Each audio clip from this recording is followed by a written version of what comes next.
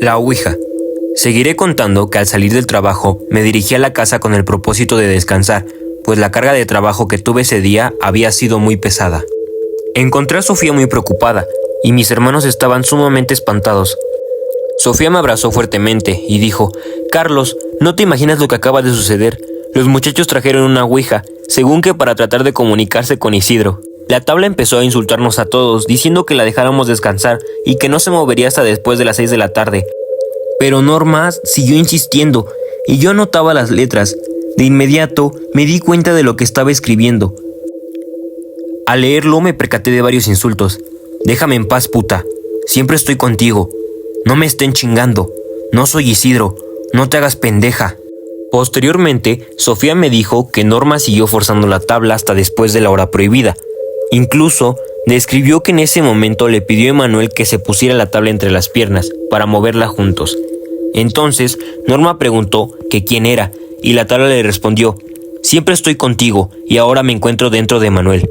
En ese momento Emanuel se quedó como dormido y cuando abrió los ojos Norma le preguntó: «¿Te encuentras bien?». Él se levantó bruscamente, tiró la tabla y se arrojó sobre ella con intención de estrangularla. En ese momento Sol gritó: «Algo penetró en Emanuel. Traigan agua pronto, que parece estar como poseído». Norma sintió que Emanuel la agredía y lo aventó. En ese instante, Jorge entró con agua del filtro y Sol la tomó. La bendijo rápidamente y untándole líquido en los brazos, dijo: «En nombre de Dios Padre, Dios Hijo y Dios Espíritu Santo, te ordeno que salgas de esta materia que no te corresponde». Emanuel parecía aterrado con el agua y en un tono muy alto y agresivo gritó: «No me untes eso que me estás quemando, puta». Cuando lo oyó gritar esto, Sol aventó el líquido en su boca. Emanuel se tiró al suelo. Parecía que le estuvieran dando ataques. Se revolcaba vomitando un líquido verdoso y tenía los ojos en blanco. Después de unos segundos reaccionó y con gran sorpresa preguntó: «¿Por qué me mojan?». Se levantó con dificultad, dejando una mancha negra en el suelo, la cual luego se desvaneció. Sofía me dijo: «Con todo esto les pedí que tomaran su tabla y se retiraran de la casa, pero te juro, Carlos, que lo que pasó fue muy impresionante». Escuchar fue tan grande mi enojo que lo único que hice fue gritarle: «¿Cómo es posible que jugaran esto en mi casa, y más cuando estás embarazada? ¿Dónde está Norma?». «Ya te dije que fueron a entregar la tabla», contestó Sofía. Cuando Norma, Emanuel, Fernando y Sol regresaron, les pedí una explicación para desmentir todo lo que Sofía me había contado, pero mi sorpresa fue un aumento cuando Emanuel me dijo: «Cuñado, te juro por mi madre que no me acuerdo de nada de lo que sucedió. En todo caso, Fernando te lo puede decir». «Carlos, yo no tengo palabras para poder describir lo que pasó, pero lo que dijo Sofía es verdad. Es más, cuando fuimos a dejar la ouija, al dar la vuelta a la casa de mi hermano, Sol venía sentada en la parte de adelante y la puerta se abrió y salió disparada. Lo bueno fue que no le pasó nada, únicamente el susto y unos raspones. Tratamos de verle la lógica, pero la verdad es que no la encontramos, y créeme, lo que te comentó Sofía es cierto», dijo Fernando. Al notar que se encontraban muy tensos y con el fin de romper el nerviosismo, pedí que todos nos fuéramos a descansar, pues ya eran altas las horas de la noche. Dentro de la recámara había 2 camas individuales.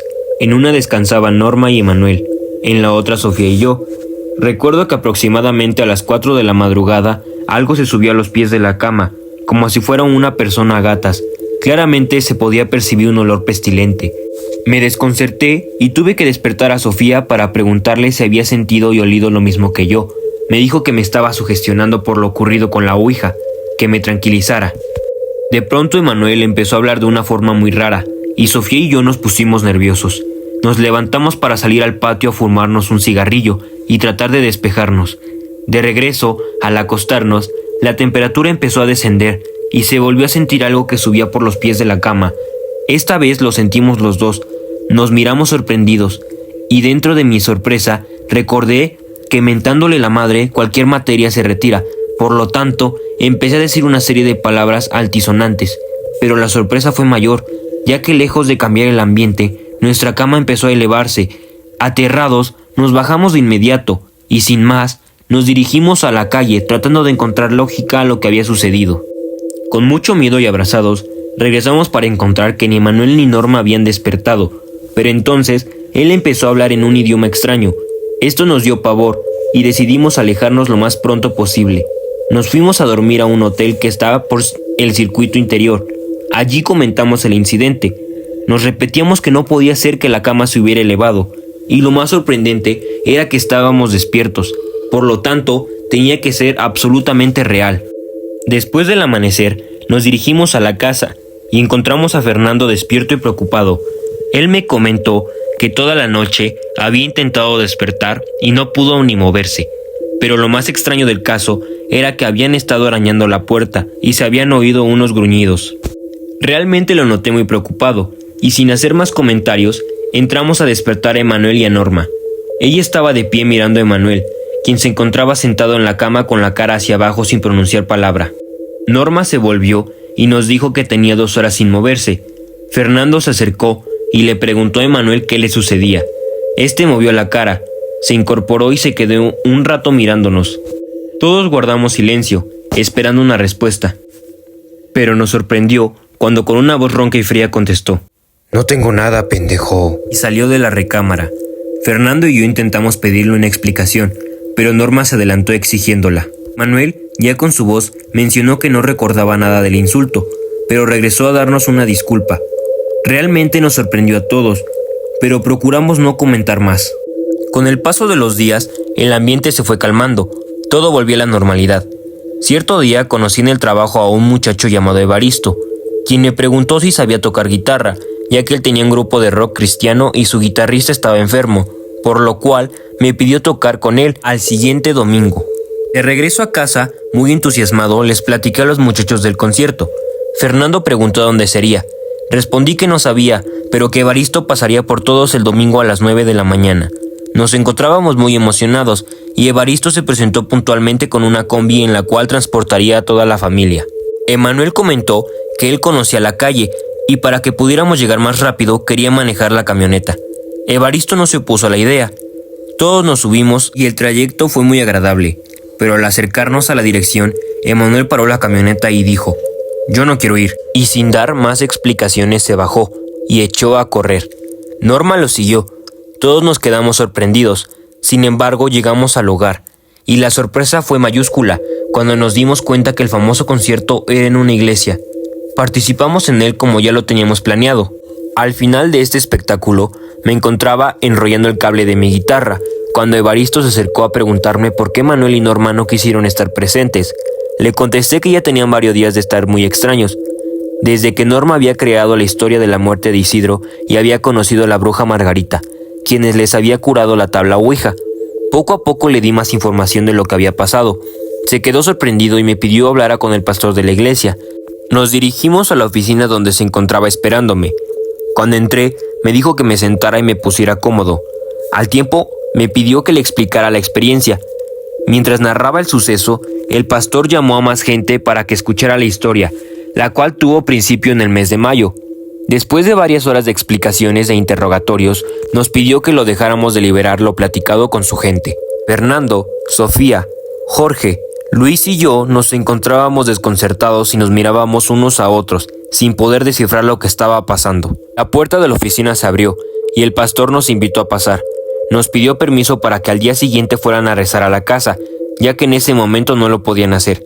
Fernando preguntó si ya sabían lo que estaba pasando, y el pastor le contestó que al siguiente día nos lo explicaría, que tuviéramos mucha fe en Dios. Después se sentó para abrir su cajón y sacó una Biblia, y me la regaló, diciéndome que siempre la mantuviera abierta en el Salmo 91, y sin dar más explicaciones nos despedimos. Esa noche transcurrió de una forma muy extraña, ya que la temperatura de la casa había bajado mucho y se respiraba un ambiente raro. Emanuel se quejaba, haciendo uso de un dialecto bastante incoherente. Poco fue lo que pudimos dormir. A la mañana siguiente, durante el desayuno, Emanuel se quedó muy serio, pero continuamos la plática entre los restantes y nos referimos a lo acontecido en la iglesia. En esos momentos, Emanuel se nos quedó mirando extrañamente y dijo: «Pendejos, nunca podrá parar lo que ustedes mismos desataron», y riendo fuertemente se salió de la casa. Con el paso de las horas, se sentía una atmósfera bastante tensa en la casa, ya que la luz del sol inexplicablemente no penetraba por las grandes ventanas de cristales transparentes. A la hora de la cita, tocaron la puerta. Sofía abrió y enseguida entró el pastor junto con varias personas, entre ellas Evaristo. Les comenté lo que había pasado con Emanuel, y el pastor dijo que era algo lógico, por el fenómeno sobrenatural que estaba sucediendo. Le pedí una explicación, ya que la noche anterior no había comentado nada. Se quedó muy pensativo, y después de unos minutos, Evaristo le dijo que tenía la obligación de ponernos sobre aviso de lo que estaba sucediendo. Fue hasta ese momento que el pastor reaccionó.